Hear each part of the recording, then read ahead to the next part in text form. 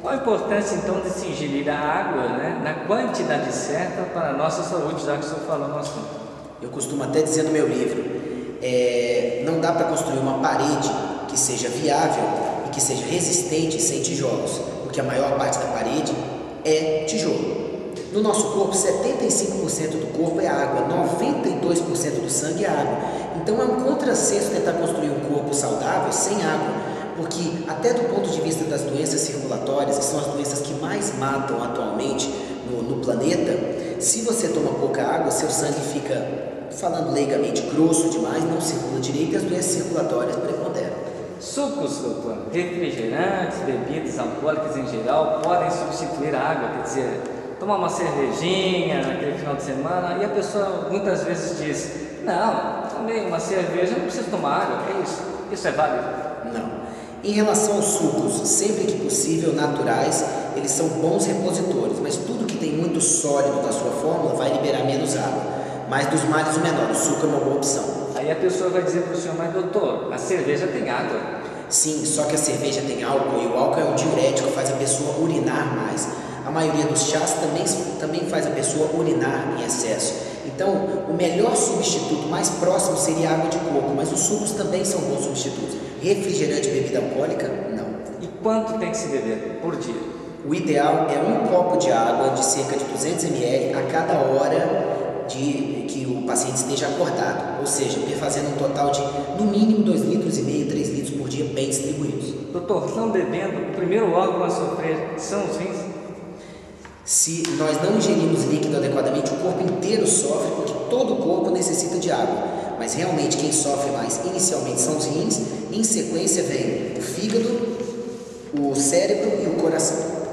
E por falar em coração, uma pessoa com um coração bom, quer dizer que está com uma mente boa, está com um aspecto legal, tem uma mente legal, corpos sanos, mentes sanas. Qual a importância então, doutor, do sorriso, da gente ter esse bom humor para poder enfrentar a vida com muita água?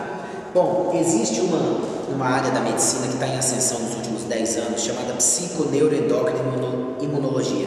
Só para poder exemplificar, ela estuda a influência dos mecanismos psicológicos sobre os mecanismos e a interação, né, com os mecanismos neurológicos, endócrinos, que seriam hormonais, e imunológicos, ou seja, o cérebro controla tudo, como os antigos já bem sabiam.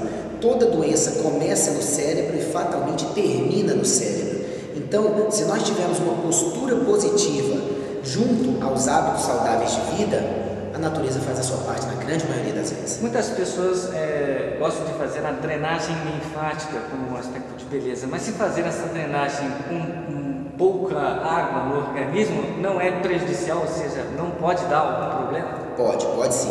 A circulação linfática é uma circulação pouco conhecida até vir essa febre de drenagem linfática, e é uma circulação que tem principalmente água, toxinas e gordura dentro dela. Então, qualquer pessoa que não ingira água adequadamente, ela terá problemas de circulação linfática que muitas vezes a drenagem, por mais forte que seja e às vezes até traumática, não vai conseguir eliminar. Muitos pacientes têm um grande problema que todo médico, digamos assim, odeia, que é o mau humor. Um paciente mal-humorado, eu acho que é uma coisa inaceitável. O mau humor, como nós estávamos discutindo agora há pouco, ele é o antagonista do bom humor, do positivismo. E eu até estava lendo na Super Interessante mais recente, e eles estavam dizendo que realmente quando você é pessimista, o que vem acaba sendo lucro e você não tem aquela frustração de não vir a ideia positiva. Eu não concordo, porque se o organismo tem que viver com metas, que as metas sejam positivas e empreendedoras, porque nesse ponto o negativismo pode fazer o seu corpo responder de forma negativa. Mas uma outra coisa também, você se iludir, quer dizer, manter-se ligado, confiante, é o mesmo que se iludir, ou iludir-se pode causar uma confusão e a pessoa pensa que está confiante, mas está se iludindo. Isso é normal? Eu diria que o ideal é que todos nós mantenhamos uma postura positiva, mas sem deixar de considerar todos os nossos arredores e as circunstâncias de forma realista. Para uma boa qualidade de vida, doutor, eu acho que o senhor vai concordar e todo médico vai concordar. O sono é indispensável. O sono é fundamental e é muito negligenciado, porque, por exemplo, é só durante o sono que o nosso organismo repousa, que a massa muscular é depositada nos lugares certos, uma dica para os atletas, que a gordura é adequadamente drenada de onde ela não precisa estar, que a memória é retida, ou seja, que o cérebro seleciona o que precisa ser armazenado e o que não precisa, o que ele pode jogar fora. Então, o sono ele é fundamental para todos os mecanismos e principalmente para a pessoa estar com todas as capacidades adequadas para viver o novo dia. Hoje o que mais se vê atualmente, né, são os atletas de final de semana. Eles vão correr, vão praticar aquele exercício e muitas vezes não sabem que estão correndo um perigo. Como fazer para fazer uma atividade física com segurança? O exercício físico tem que ser regular.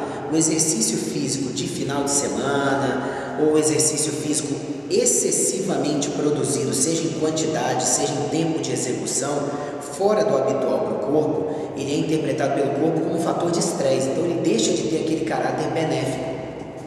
Agora vamos passar para um assunto que está ligado diretamente à sua profissão. O que é medicina integrativa, doutor?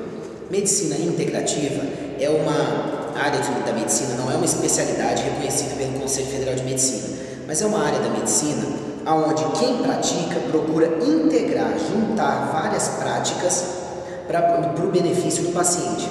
Ou seja, utilizar várias áreas diagnósticas e áreas terapêuticas juntas à alopatia, na maioria das vezes, em benefício do paciente. No caso, o senhor usaria também homeopatia, fitoterapia, a medicina ortomolecular, tudo isso integrado, inclusive a iridologia?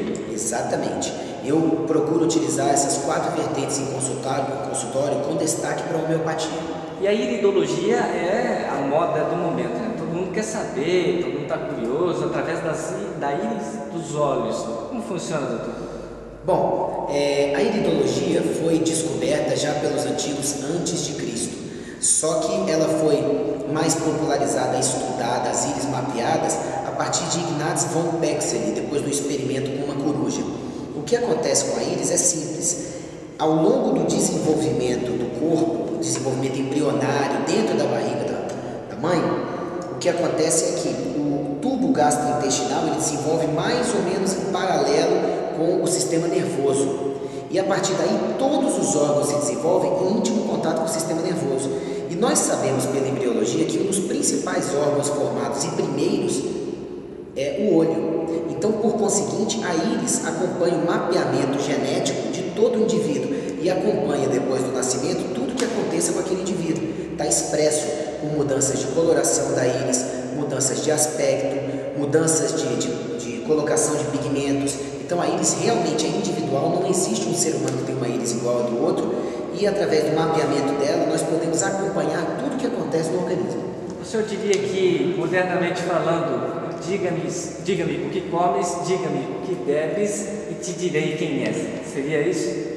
Com certeza, porque hoje em dia, já que nós mal podemos controlar o ar que nós respiramos, então se nós pudermos controlar pelo menos o que nós comemos e os líquidos que nós ingerimos, com certeza, como os líquidos são fundamentais para o corpo do ponto de vista de hidratação de água e os alimentos do ponto de vista de alimentação adequada e geração de nutrientes, com certeza essa afirmativa é correta. O senhor falou agora há pouco dos intestinos, né? Essa é uma parte que realmente as pessoas parecem que no mundo atual tem que se preocupar e muito, não só pelos agrotóxicos, por uma série de outros fatores, mas me parece que é a medicina do momento. Com certeza, quanto menos nós nos preocupamos com o intestino, menos nós nos preocupamos com um dos principais mecanismos do corpo de eliminar toxinas e substâncias que estejam em excesso. Então, quem não trata bem dos intestinos, com certeza está incorporando toxinas que trarão malefícios no futuro, principalmente uma tendência maior a tumores. O hábito do brasileiro é saudável de jantar à noite aquela comida mais pesada, que tem até carne suína, tem todos aqueles fatores negativos, inclusive ovo e etc. É saudável? Não é positivo não. O ideal é que a última refeição do dia ela não fique tão afastada da hora de dormir, no máximo 2 horas, e que seja mais leve e de preferência rica em fibras, folhas verdes, aveia, frutas, demais cereais, brotos, cogumelos, palmitos, porque as fibras ajudam a fazer a limpeza mecânica do intestino junto da água. Vamos falar agora